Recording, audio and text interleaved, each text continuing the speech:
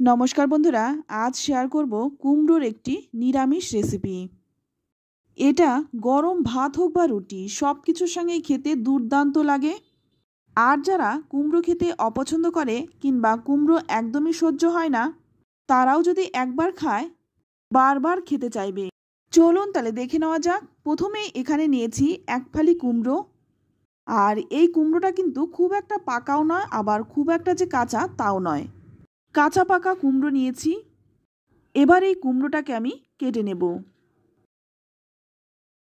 তো আমি কিন্তু এখানে কুমড়োর খোসাটা অল্প অল্প করে ফেলেছি, আপনারা চাইলে খোসা সমেত রান্না করতে পারেন। তো দেখুন, কুমড়োটা কিন্তু ডুমো ডুমো করে কেটে নিয়েছি। কেটে তারপর তুলে নিচ্ছি। কুমড়ো কিন্তু আমি আগেই ভালো করে ধুয়ে নিয়েছিলাম, তাই কাটার পরে কিন্তু আর ধুইনি।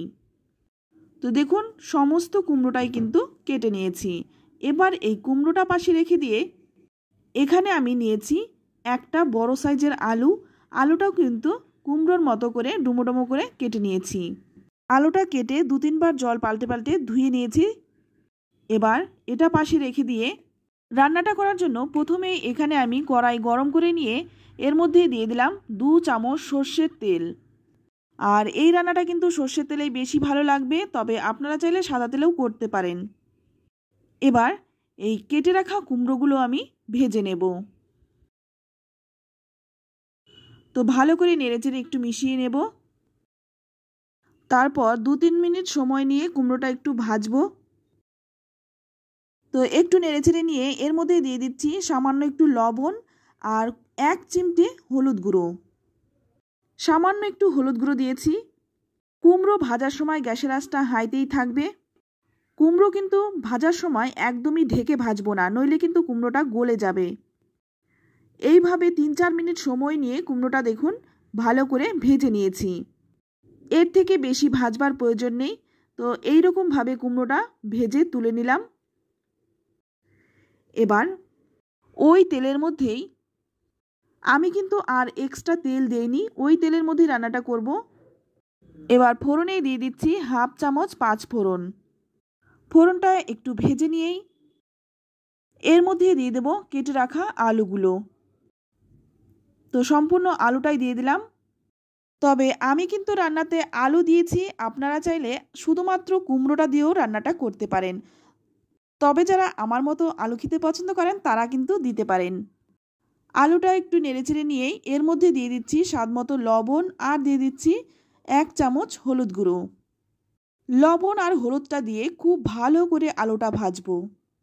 একটু নেড়েচেড়ে নিয়ে তারপর গ্যাসের আঁচটা কমিয়ে দিয়ে 5 মিনিট ঢেকে রাখবো। এতে করে কিন্তু আলুটা সুন্দরভাবে ভাজাও হয়ে যাবে আর নরমও হয়ে যাবে। তো 5 মিনিট পর ঢাকনাটা খুলে নিলাম। একটু নেড়েচেড়ে নিয়েই এবার এর মধ্যে দিয়ে দিচ্ছি 1 চামচ গ্রেট করা আদা। সঙ্গেই দিয়ে দিলাম 2টো চেরা কাঁচা লঙ্কা। তবে ঝালটা কিন্তু নিজেদের স্বাদ অনুযায়ী দেবেন। আদার কাঁচা গন্ধ চলে যাওয়া পর্যন্ত এটা একটু ভেজে নেব। আর এই রান্নাতে কিন্তু কাঁচা লঙ্কার গন্ধটাই বেশি ভালো লাগে। তো 2-3 মিনিট একটু ভেজে নিয়ে যখন আদার কাঁচা গন্ধটা চলে যাবে তখন এর মধ্যে দিয়ে দিচ্ছি একটা টমেটো। এবার টমেটোটা দিয়েও কিন্তু খুব ভালো করে নেড়েচেড়ে মিশিয়ে নেব। তারপর গ্যাসের আঁচটা লো টু মিডিয়ামে রেখে 2 মিনিট ঢেকে রাখবো। ততক্ষণে এখানে আমি মশলা বানিয়ে নেব। তো অপর দিকে একটা ফ্রাইং প্যান গরম করে এর মধ্যে নিয়ে নিলাম 2টো শুকনো লঙ্কা আর একটা এলাচ আর 1 টুকরো দারচিনি। নিয়ে নিচ্ছি 1 চামচ গোটা জিরে, 1 চামচ গোটা ধনে আর নিয়ে নিচ্ছি 1/2 চামচ মৌরি। এটা একটু শুকনো খোলায় ভেজে নেব। 1 মিনিটের মতো এটা একটু ভেজে নিলাম, তারপর নামিয়ে নিলাম। এই মশলার গন্ধে কিন্তু রান্নার স্বাদটা দ্বিগুণ বেড়ে যায়। এবার এই মশলাটা ঠান্ডা করে তারপর গুঁড়ো করে নেব। এবার দেখুন ঢাকনাটা খুলে নিলাম আর টমেটোটাও কিন্তু নরম হয়ে গেছে। তো টমেটোটা একটু ভেঙে দিচ্ছি যাতে করে ভালো করে মিশে যায়। তো টমেটোটা দিয়ে ভালো করে নেড়েচেড়ে মিশিয়ে নিলাম আর আলুটাও কিন্তু সেদ্ধ হয়ে গেছে। আলুটা যখন সেদ্ধ হবে তখনই কিন্তু এর মধ্যে কুমড়োটা দিতে হবে, নইলে কুমড়োটা কিন্তু একদম গলে যাবে। তাই আলু খুব ভালো করে ভেজে নিয়ে আলু যখন সেদ্ধ হয়ে যাবে তখন কিন্তু এই ভেজে রাখা কুমড়োটা দিতে হবে। কুমড়োটা দিয়ে খুব ভালো করে আলুর সাথে নেড়েচেড়ে মিশিয়ে নেব। তো ভালো করে নেড়েচেড়ে মিশিয়ে নিয়ে এবার এর মধ্যে দিয়ে দিচ্ছি ভেজে গুঁড়ো করে রাখা মশলাটা। এখানে আমি 1 চামচ মশলা দিয়েছি।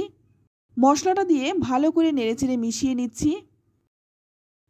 এবার এর মধ্যে দিয়ে দেব 1 চামচ চিনি। যেহেতু নিরামিষ রান্না তাই স্বাদটা ব্যালেন্সের জন্য একটু চিনি দিয়ে দিলাম। তবে যারা শুকনো খেতে পছন্দ করেন তারা কিন্তু এইভাবেই নামিয়ে রুটি, লুচি, পরোটা কিংবা ভাত যে কোনো কিছুর সাথেই খেতে পারেন। তবে আমি কিন্তু এখানে একটু জল দেব, তাই আগেই কিন্তু জলটা গরম করে নিয়েছি। আর এখানে কিন্তু গরম জলটাই দিলাম। গরম জল দিলে রান্নার স্বাদটা বজায় থাকে আর রান্নাটা খেতেও ভালো হয়। জলটা দিয়ে ভালো করে একটু নেড়েচেড়ে মিশিয়ে নিচ্ছি। তারপর 2 মিনিট ফুটিয়ে নিয়ে এবার এর মধ্যে দিয়ে দিচ্ছি বাদবাকি মশলাটা। বাদবাকি যে মশলাটুকু ছিল সম্পূর্ণ মশলাটাই দিয়ে দিলাম। তারপর ভালো করে নেড়েচেড়ে মিশিয়ে নিচ্ছি। তো মশলাটা দিয়ে আবারও কিছুক্ষণ ফুটিয়ে নেব। তো কিছুক্ষণ ফুটিয়ে নেওয়ার পর আবারও কিন্তু ভালো করে একটু নেড়েচেড়ে দিচ্ছি। কুমড়ো কিন্তু এমনিতেই নরম সবজি, খুব তাড়াতাড়ি সেদ্ধ হয়ে যায়। আর রান্নাটা কিন্তু প্রায় হয়েই এসে। এবার নামানোর আগে দিয়ে দিচ্ছি 1 মুঠো ধনেপাতা। ধনেপাতাটা দিয়ে ভালো করে নেড়েচেড়ে একটু মিশিয়ে নিচ্ছি। কুমড়ো যদি একটু ভেজে দেওয়া হয় কুমড়োর স্বাদটাও কিন্তু খুব ভালো হয়। হাতে যদি কম সময় থাকে ঝটপট দারুণ টেস্টি নিরামিষ কিছু বানাতে চাইলে এই রেসিপিটি বানাতে পারেন।